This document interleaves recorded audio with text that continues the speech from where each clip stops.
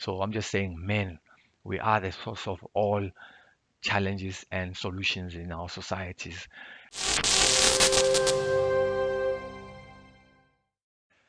So in this video, I just want to talk about men. Yep, men.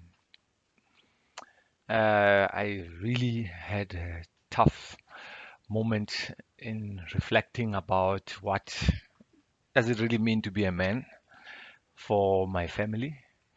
And then I realized that obviously my only context of a good man, great man for that matter, is looking up at what my dad has already laid in terms of some of the basics. And besides being a provider, a leader, protector, I mean, yeah, that's the general sense of what I get from being a man.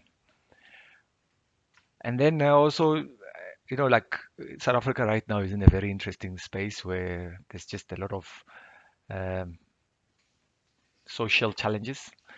And with those challenges, if you really stop and think and really dig deep and look, you'll see that the source of it is men.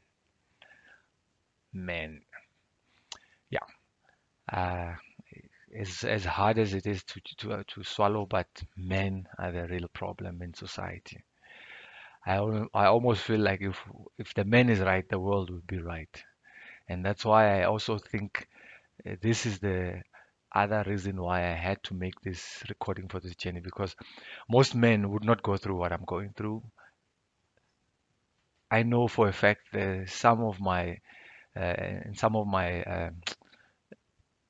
I, like I would say some of I know for a fact that some men, as I've seen in my past, would succumb to this moment, not because they don't want to be men, but because, like I said, mentally it's draining, it's tough, it's hard, it's taxing. It takes a lot away from a person to try and pull through out of nothing, like and obviously not just pulling through for themselves, but pulling others in that whole struggle. And most men, unfortunately, would rather quit because they feel like it's too much. And that's the sad part because I think men are the source of everything else. Quick side note, I mean, I've never really had uh, mentors.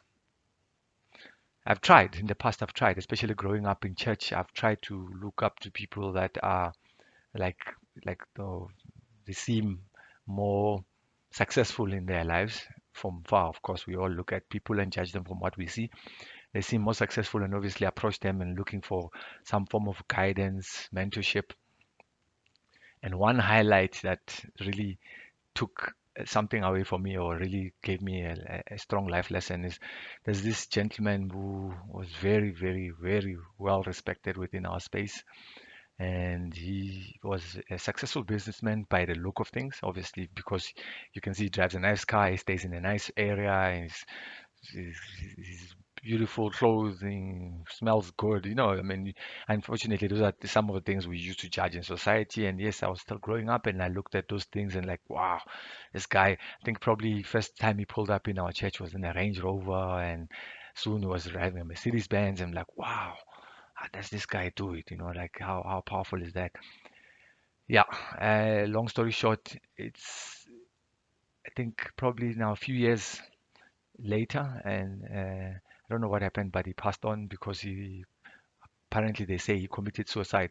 Now I don't know. I don't want to speculate, and I'm not really about that. I'm just trying to highlight the fact that I mean this is a man that me personally I actually asked for guidance. I actually approached, and especially from a business mentorship type point of view. And I remember one day I met with him in no, what is it?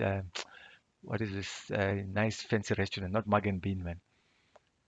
Not Capello's. I forgot the name, but anyway, it's a nice restaurant here in Boksburg. I went to meet him on a weekend, and then we had a chat. One thing about him, though, which kind of really also made me very feel like, oh, okay, this guy is a top G. Is your Andrew Tate type of mindset because I think he had his own visions and focus and way of doing things.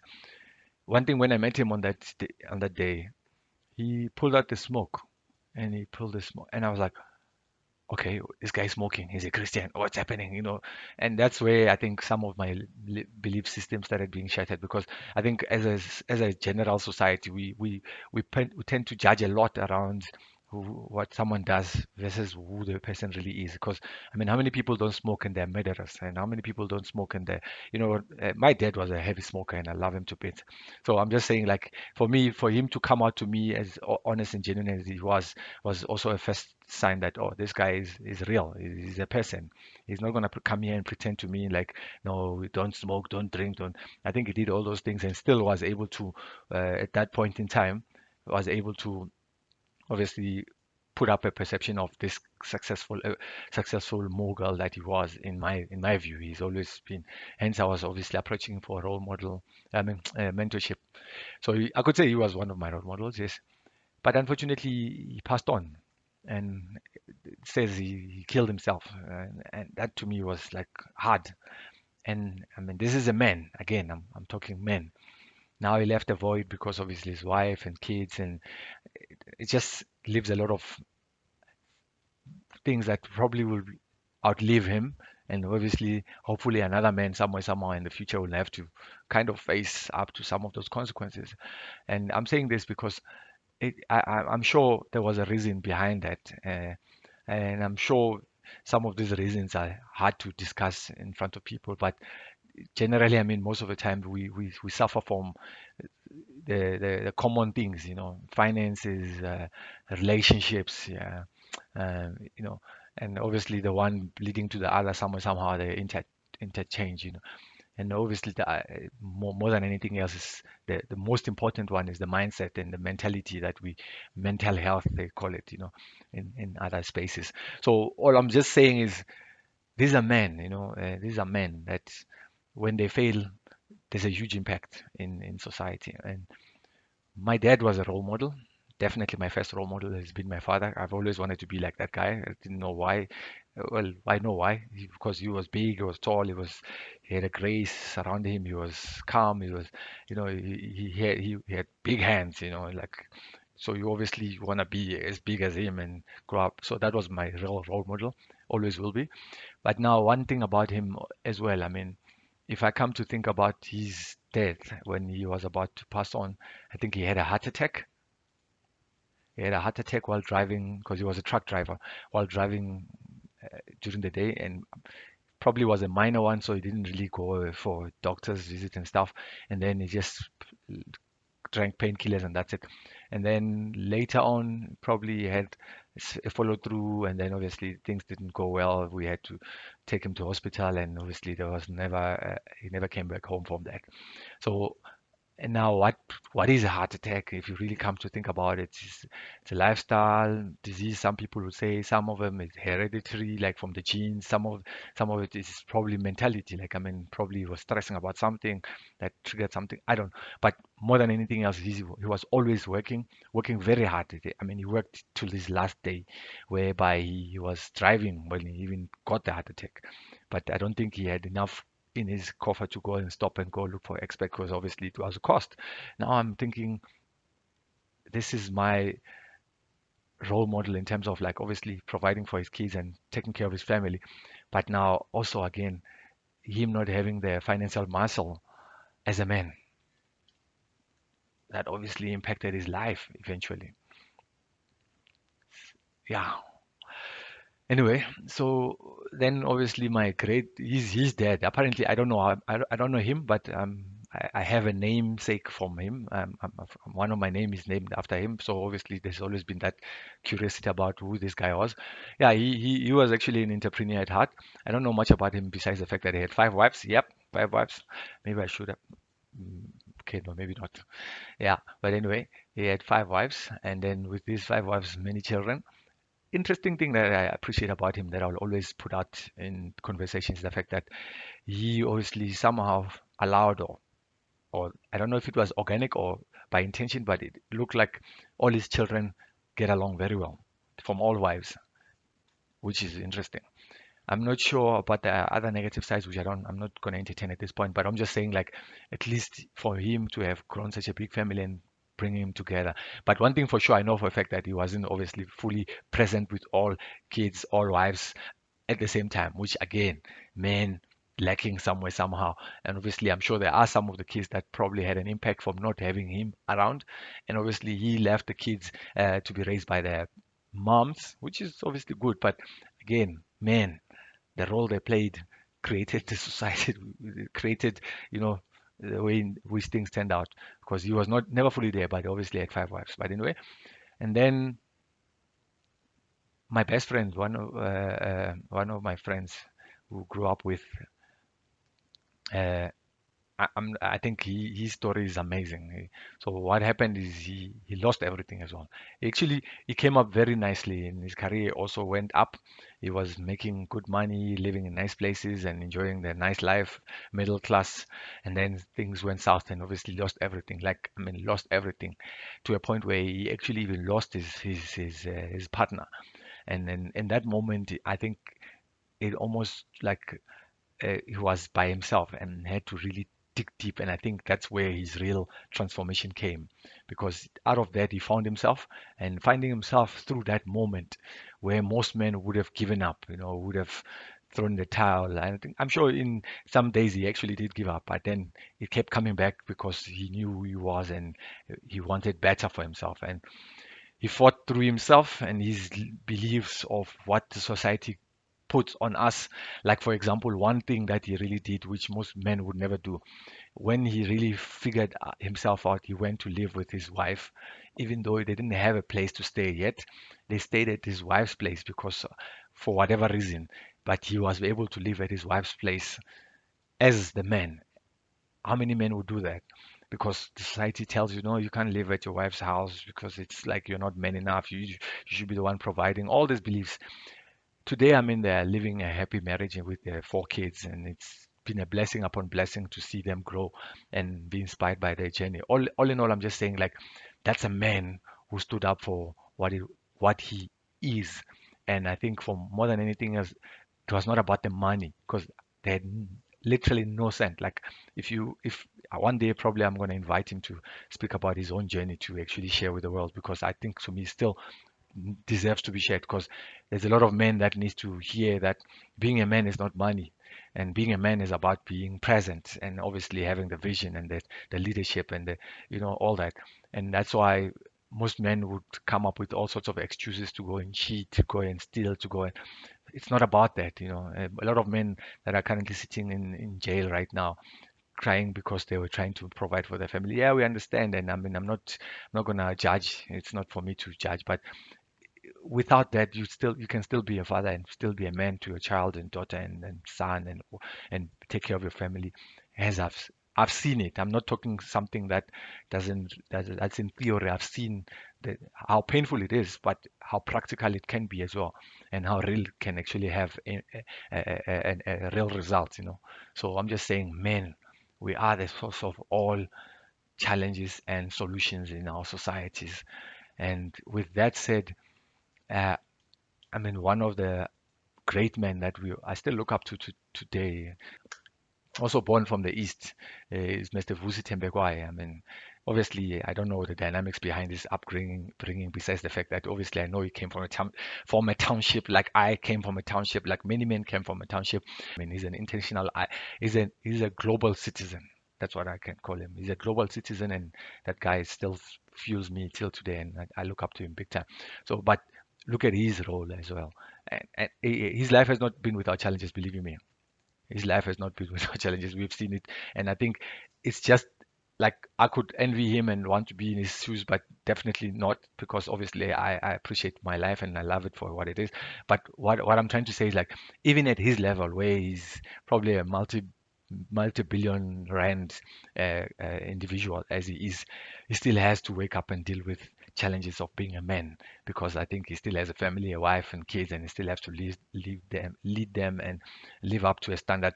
And I mean, it's even worse in this case, especially when it comes to issues of infidelity and women. When you are successful like that, oof, We know the challenges society brings when it comes to that, especially in South Africa, guys. South Africa is a state on its own. It's like it's crazy what we see here. But I know it's not only limited or ring fenced to South Africa. The things I'm talking about is worldwide. But all in all, in this video, I just wanted to really bring about the fact that men, we are the challenges and the solutions of our society and our time. The last part I wanted to mention is like growing up in church. This is the part which really conflicted with me. Most men that I used to see in our church were very humble, meek, and down to earth. Whereas when I go out, I see men who are more confident, go-getters and living it up to a point where there's a point in my life I used to challenge the mindset of why does it look like people that are not Christian at that point in time are more successful than Christians? What is it? Because you find that they're not even going to church, but they have all the wealth, all the money, and they look like they're balling and they're enjoying life. And I think it's definitely something that I've learned to realize that it's all in here. God gave us all the gifts, all the skills, all everything that we need to be successful, but somewhere, somehow, because we need to still get it right up there and obviously act on it and live up according to the vision and the highest standard of living that God has called us to do, then I think we'll realize the full life of a successful man. And I feel like once the man is successful, once the man is good with himself, is good with his environment, guess what? The world is a better place, man. If you don't believe me, do yourself a favor and just analyze any problem that you can see today. You'll see there's a man. If you're looking at, like, for instance, currently in South Africa, we have this political um, imbalance, whatever you call it. There's a men that are sitting up there that are old enough to be retired. Some of them, they've done enough time in this space that they've seen that it's they have reached a point where I don't think they have any more value to give. But because of whatever belief system they're still running on, they still think they can actually do more. I won't say good because we know they're not doing good. Hopefully someone won't see this. But anyway, yeah, some of them won't see this. But anyway, all I'm saying is those are men who, if they can be honest with themselves, honest with what they're supposed to be doing, and then they just do what they need to do, SA is a better place. Then you look at the crime. Who's the real culprit behind it? It's a man. Yes, I know most men will say, remember the reason men steal and do all these robberies because they're trying to impress the women. But that's exactly my point. I mean, the fact that the man is not strong enough to realize who he is before he allows another person to dictate on him how he's supposed to think and be. That's already an issue right there. So if he knew himself, he wouldn't be allowing a woman to make him to feel like he needs to go and still for him to make her feel good enough about herself so that he can feel good. No, it doesn't work like that. He must be himself first, and then from there, if she sticks, yes. If she doesn't stick, good riddance, because then he knows what he is, and what he stands for. And then, yeah, if you look at now, unfortunately, the saddest part right now in SA is the fact that more men I see are on the streets, and I'm talking young men. So obviously, that's probably talking to you about what the future of this country is potentially looking at facing, because more men are sitting in the streets right now. What does that mean for the next 5, 10 years when it comes to also the imbalance between men and women? It's just creating unnecessary, in my view, unnecessary challenges again. So all in all, I think this video is about men. We need to really find ourselves. We need to really know who we are. We need to really know what our values are and live up to those values. And then obviously, hopefully those values are of a higher nature that we actually transcend this society labels and challenges that we currently facing. Because I feel like all our solutions, all our challenges are based on the fact that we men become weak or not know how to run this, and then everything falls apart. Even in substance abuse, men will lead. Suicide, men. Oh, one more. I know I said I'm ending this video.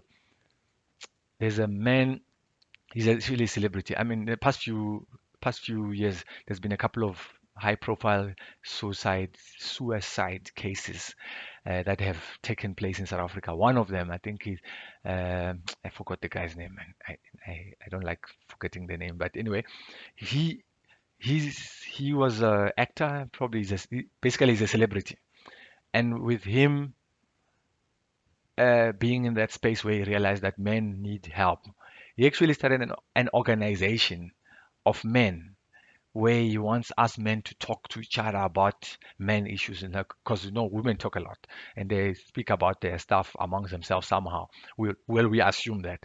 Yes, I know we assume that it's an assumption, but men don't talk. That's why most of them die in silence. So with his organization, he was bringing together men to say, let's all talk, let's all open up to each other, and let's help each other as men and pull each other up. And then guess what? He goes and commits suicide. Like, to me, that was like a hard knock to say, how? Like, I mean, you the leader in this case.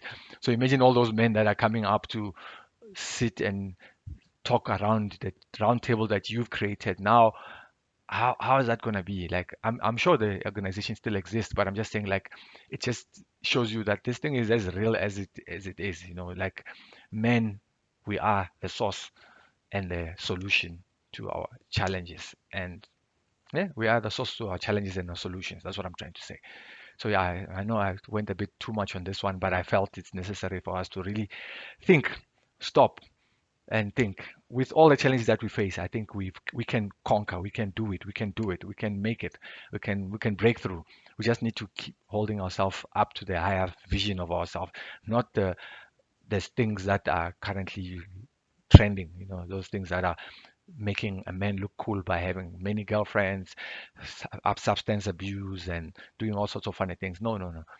I still believe a man should be a man of value, man of integrity, stick to his word, and obviously lead by example more than anything else. I think that's the hardest part, is to lead by example. And I think that's why I also do sorts of funny things in front of my kids, because I want them to see me doing it. I don't want them to go and hear people that, hey, this is possible, but my dad is a big couch potato sitting there and not doing anything. I'm showing them I failed in business, yes, but because of one, two, three, and this is how I'm gonna fix it, and this is where I'm gonna get to, and then connecting the dots with them. I don't want them to think everything was just handed over to us in a silver platter like that. No, we are working day in and day out to get the best versions of ourselves out into the world, and obviously we're gifting that to each other as we become good with ourselves. Then we gift it to each other, starting with our immediate families, of course. So yeah, man, let's step it up. Let's push. Let's really find a way to really live a higher value system life that will obviously impact those around us. I know for a fact every man, every normal man has got intentions which are good deep down inside, but for some reason we battle with, and then that becomes a cycle of doom. So let's take control of this and defeat those weeds, pull out those weeds and keep the garden clean, and then keep the vision focused on, and then keep acting each and every day until we get to where we want to get to. Here we go. Let's do it, man. Dota. Cheers.